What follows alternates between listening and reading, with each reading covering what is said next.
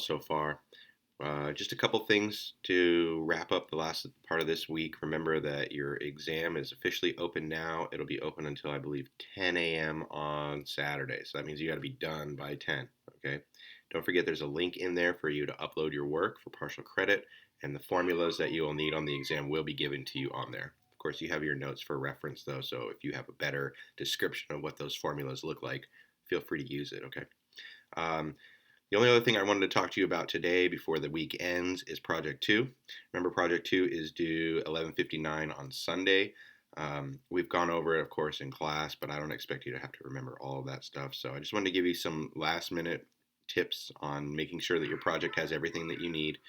Um, Number one, look at the project description. Okay, super important. The grading criteria is there. I'm going to show you guys right now what it looks like. Okay, so this is again your project 2. It's available in Canvas under the second module. It shows you all the stuff that you're going to need. Again, you're given a scenario that also this information is also given to you in Canvas. It's called Theme 2 Project Scenarios, I believe, or Project 2 Scenarios. So make sure that you look at that first based on your last name. That's how you will choose your scenario.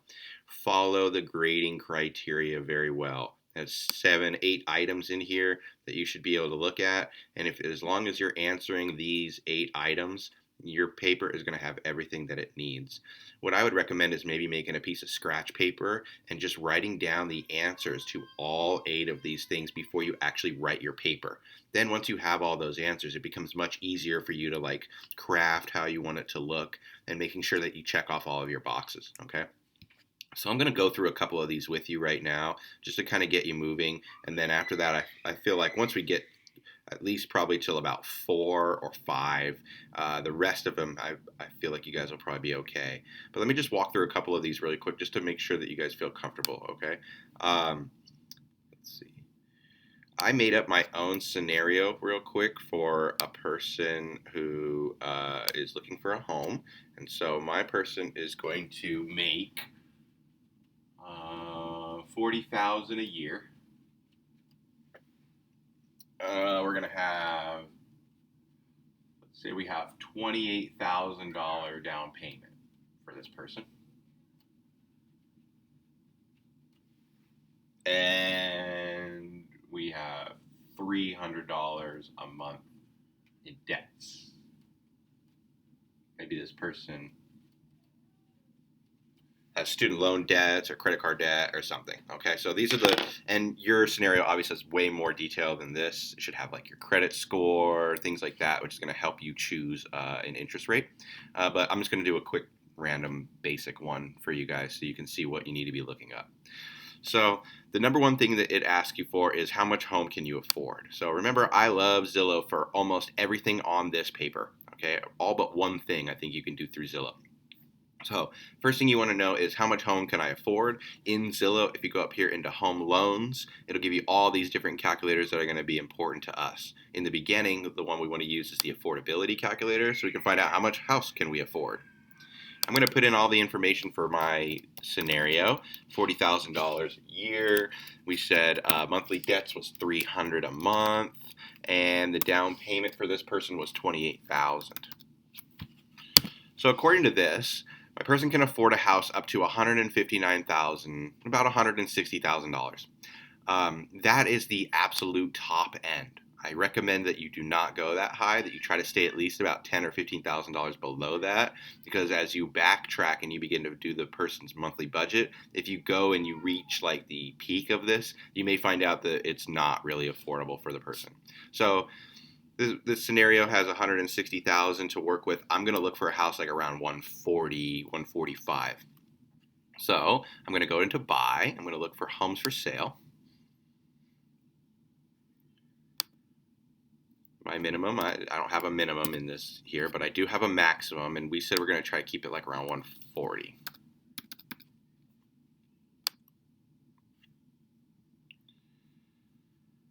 And I want to zoom. Oops. I would prefer you to only choose things in the Las Vegas area. You can go out to like North Las Vegas, Henderson, Boulder City. I doubt you're going to find anything good in Boulder City because it's very expensive there. But you should be able to find a house in your price range no matter what your scenario is. This person, again, is looking at the top end of 140. I like the Southwest, personally. So I'm going to look for something in the Southwest around $140,000. Let's see. Oh, I have a lot of pre-foreclosures in here, so let me go into the for sale. Oh yeah, I just want these ones. And sometimes they give you these pre-foreclosures and they don't really know how much they're going to cost. For example, this house way out here on the Southwest, that's 5 bedrooms and 3 bathrooms. I can pretty much guarantee you this house is not going to be $140,000. It just says price is unknown. Yeah, see, $519,000 for that house. So just be careful. I'm not sure exactly why it wants to pull up all these pre-foreclosures. It may be easier if you look over here on the side. If you're not really interested in a neighborhood, it'll just pull all this stuff up. Here we go. I'm just going to grab a random one. This is a $125,000 house, 3 bedrooms, 2 bathrooms. It's cute too. You know. Oh, I like their little front door. How nice. So this is the house. I like this house. It definitely is a fixer-upper. Remember, I had $160,000 to work with, though, so I could buy this house for $125,000 and say, hey, I'm putting $25,000 into it to fix it up. I want to change the backyard. Obviously, it looks like somebody was already working on it, probably just gave up in their venture and decided it wasn't worth their time. But hey, for one reason or another, I like this big yard. I'm going to go and put $25,000 into this house and make it mine. So what do I need to know about this house? All the important information. Of course, I need to know the size. So it's 1,120 square feet, 3 bedrooms, 2 full bathrooms. The address is nice. Any information that you can get about the neighborhood or about their HOA, all of that stuff is really important in here. So if you know enough about the neighborhood, look into it. If you're not sure, there's more information down here, so you don't have to go into great detail. It's kind of an older house, been built in 1962, so this isn't an older neighborhood. If you have a limited budget, you can definitely work towards the center of town and find things that are much more reasonable in terms of your price range. More details here. You don't have to put all of this stuff in here. Whatever information you think is important about your house, you should be putting that in that description. All right, let's go back and look at the project now. So, what's the price range for the home we're looking for? Our down payment, are we going to use all of it or some of it? And then we want to justify the home price mathematically. You can just say, I use the Zillow home affordability calculator. The 3.5 times your salary rule is also in the book. You can take whatever your annual salary is and multiply it by 3.5, and that also gives you a rough estimate of how much house you can afford. Zillow pretty much does that on its own. It also takes into account like your debts and how much money you have for down payment also. So then we go into number 2, search criteria. This is all the stuff that we just talked about on the details of the home that we found. We want to find out if it's in our price range, all of those things. When we find our house that we love, we call that the contract house. That's the house that we just saw, the $125,000. So now we're on to number 4, and it says we want to decide on a loan for this home. So I'm going back to Zillow. I'm going to use this $125,000 house as my quote-unquote contract house. So I'm going to go over here to home loans. I'm going to go to mortgage calculator. This is going to do most of the math for me in terms of how much this house is going to cost. Remember, we said this house was $125,000. We said that the down payment was $28,000, and I assume I'm using all of it, although I don't have to. It is very important for you to try to keep your down payment above 20% of the price of the home. The reason why is because if not, then you have to pay an additional price on top of what you're paying for your home called primary mortgage insurance. Mortgage insurance is pretty much you paying the bank to make sure that you're good for the loan. When you don't have enough equity or enough money down in the house, then the bank thinks that you're a risk to default or not pay back. And so they charge you an extra fee, basically, kind of like insurance, in case the house goes under and you're not able to afford it anymore. And so that's why it's really important for you to keep that value over 20%. You may find out that you can afford, I don't know, $275,000 house, but you don't have 20% of $275,000 to put down. That may cause you to want to look for a house that's a little bit less expensive. According to this person is going to be paying $583 a month for their $125,000 house. Not bad. Current interest rates are here. Zillow puts these up. You have a choice also whether or not you want to use a 30-year fixed or a 15-year fixed. You are not allowed to use adjustable rate mortgages on this paper. Okay, adjustable rate mortgages, the interest rate changes over time, and so if the interest rate goes up, you could wake up one morning and realize that your payment is something you no longer can afford. So because of that variability, we are using fixed mortgages in this class. The 30-year fix we said was $583. The 15-year fix is $820. So I can pay an extra, I don't know, $240 a month, and I can pay this house off in half of the time. If your person can afford $820, I would definitely recommend the 15-year fixed. Notice that it also lowered our interest rate too. So a lower interest rate on the 15-year fixed compared to on the 30-year fixed. It's kind of backwards to me personally because they're gaining more money on the longer loan. So why would they need a little more interest rates? So it's a dual benefit to take the 15%. The interest rates here are perfectly fine. You can use these. You can click on this link to see current rates, or you could even make your own search to look for how much interest rates are based on your credit. And so I'm actually just going to Google it. I have no idea what I'm going to find, but I'm going to look at interest rates by credit score.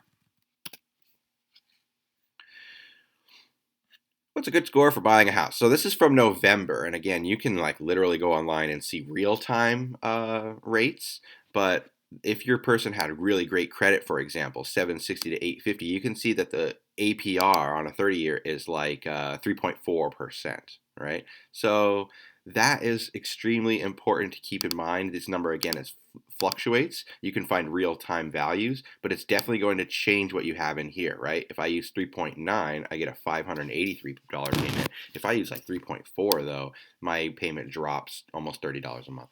So make sure that you're using a reasonable interest rate. Do some research to find out what is appropriate for your person, and then just go from there. You'll be telling me all the information about this loan, right? Where does this $554 go? Well, $430 of it goes actually towards the house, towards the principal and the interest. $80 of it goes to taxes, and $44 of it goes to insuring the home. You'll write all this information down. You'll give me all that stuff about the loan. Let's go back and look at our loan again. What kind of loan are you going to get? 30-year versus 15. Do not use variable rate. Determine your estimated closing costs. What fees do you have? Again, a quick Google search will allow you to find those things. You don't have to get into great detail about closing costs because they vary greatly depending on what kind of home you get, who you're going through, what state you're in, a number of different things. So just give it a good estimate. A Google search, again, will probably give you a good idea. Calculate your monthly payment, principal and interest, and your taxes. Remember, all of that stuff is easily found on the Zillow website, which is why I prefer to use that one as opposed to Realtor. Then number 5 says print your amortization schedule. So where are you printing your amortization schedule? Once you find this loan out and you have the details, you can click on full report right here, and it will give you all of the minutia of your loan. How much your loan amount was, how much you put down, what your interest rate was, whether they're collecting taxes, your homeowner's insurance for the year. This person pays $525 a year in insurance. That's where that $44 a month comes from. Mortgage insurance, remember you don't have to pay mortgage insurance because you put 20% or more down. HOA dues. I found a house out in the old neighborhood that does not have an HOA. Chances are, though, if you find a newer house, you are going to have an HOA. Make sure you include that in there. That can be found in the details of the home. At the very bottom here is your amortization schedule. And if you did a 30-year loan, it's wicked long, right? It's 360 rows because you have to make 360 payments. You will want to copy this and put it at the very bottom of your paper. I prefer to just select the whole thing like this and then copy and paste it right into Word. You can either go straight into Word, or you could go into like Excel first and paste it in there and then add it from Excel to Word. Totally up to you. And I'll copy it and paste it into some paper later on. Other questions that are asked in there, it asks you what percent is going towards principal, what percent is going towards interest at particular months, like in month 1 and in month 120. You can go and just look at these. Remember, 430 is going towards principal and interest total. 155 goes towards principal, 275 goes towards interest. So if you want to know what percent is going towards interest, you would take in month 1, for example, 275 divided by 430, express that as a percent. Again, it asks you also what's going on like around month 120, 10 years in, and you can see now the number has fallen down to about 213 of the $430 a month goes towards interest. Okay. Let's see, what else do they ask us for?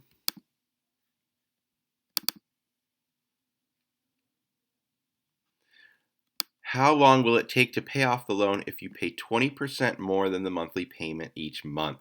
This is a critical question that most students miss, so I wanted to walk through that also. I prefer to use bankrate.com for this, but really you can just Google accelerated payment calculator. Oops, I spelled it with two L's. Accelerated payment calculator will allow you to look at any loan, how fast you're going to be able to pay it off. And the second one in here is bankrate.com. That's the one I like the most. The info is really palatable. It's real easy to just look at it and see what we need.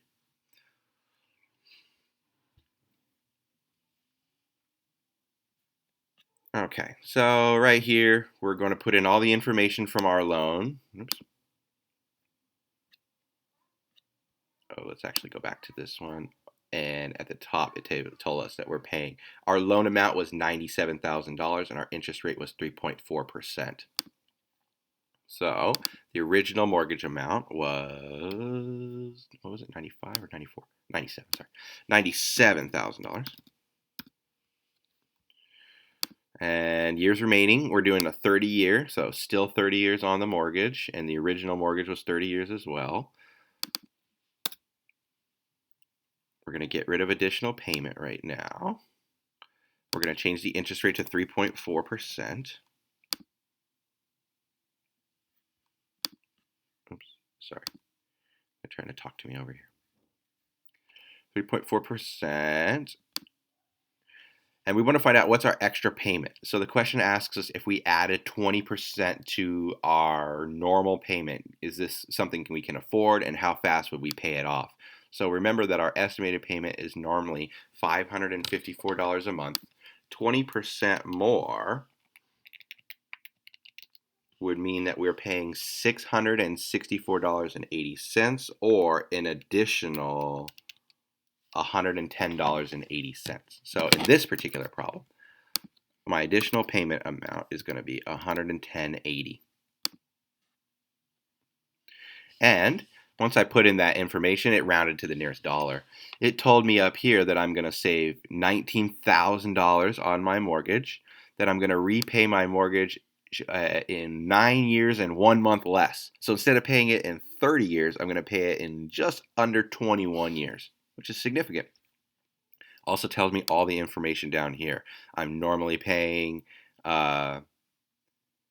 $430.18. Oh, keep this in mind. So this number right here is going to be different than the number that you have because it's not including taxes and it's not including insurance. So this accelerated payment is also not including taxes and not including insurance. Okay, keep that in mind. It told me that I'm going to end up paying $154,000 for this house, right? Originally, I would have paid that if I just paid the minimum. But if I add $111 to it, now I'm only paying $135,000, saving me almost $20,000. The rest of the detail of the house are things that you should be able to do with your creativity. Start up your moving costs and your startup, depending on if your house needs repair work. Go in, maybe get some rough estimates as far as moving. I think a U-Haul even has like a calculator. It'll ask you how big your house is and where you want to move, and it'll tell you roughly how much it's going to cost. Determine your monthly bills. The work that we did on cash flow is really useful for this. So think about how much on average a house like yours spends on food, power, water, cable, transportation. All of these things should go into somewhat of a cash flow type setting, including your monthly payments and your mortgage, to make sure that this is something that this person can afford. Remember, my person, makes $40,000 a year, which before taxes only comes out to about 3,000, well, 33 without taxes, and then with taxes probably comes out to about $2,700 a month. So I should be thinking about this budget for this person for about a $2,700 monthly budget. And so far, I feel like this person's probably pretty good, paying about $600 a month in their insurance, probably another $800 a month in bills, and then that's going to give them a little bit of leeway there for saving for other things. And then the rest of the stuff you'll be able to answer looking at your financial situation, incorporating some of your opinion. You want to summarize how your findings went. Is this lifestyle sustainable? Sometimes you go through the process and you realize, whoa, I bought way too much of a house. This person legit cannot afford this. I don't want you to go back and do your entire project again. At the end, this is where you would just say, this person bought too much house. They're going to either need to step it up and make some more money, get an extra job. They're going to have to cut back on their bills. They're going to have to flip this house in a year and get into something they can't afford. Don't feel like you have to go back and redo the entire project. Just make sure that you're candid at the end if your student can't, or if your person can't afford this situation. Okay? Again, this should be in a nice write-up. Project 2 example is also available to you on Canvas. Where's my Canvas? Sorry. Project 2 is already available. The scenarios are already available to you on Canvas, so make sure that you're taking a look at that. Those scenarios can be found right here, and again, based on your last name, that's how you're going to determine what you're going to do. The example is here as well if you want to look at one that was already done, maybe like right before you turn it in, just to make sure that you've checked off all the boxes. Please don't grab this person's and then just like throw in your own numbers. Like I've read Project 2 examples so many times that if yours looks identical to it, I'm going to fall asleep reading it and I'm going to be very less interested in giving you a perfect score for it, seeing as you just stole somebody else's. So make it your own, okay? Make it your own. If you have any other questions about all this stuff, you know who to see. Okay, just come send me an email. Let me know. Good luck on the exam. If you have other questions on the exam before you have to turn it in, send me an email. Okay. Remember, it only covers the stuff in Chapter 4 and in Chapter 5. So if you were working in my math lab on normal distribution and the 68, 95, 99, 7 rule and those things, don't worry, none of that's on the exam. You're going to get videos for that next week so we can explain it. And we're really going to take a little bit of a step back in the next like 10 days or so that we can all get lined up with the My Math Lab homework. I hope you all have a great weekend. You can expect to see and hear from me on Monday. And if you have questions before then, you know how to reach me.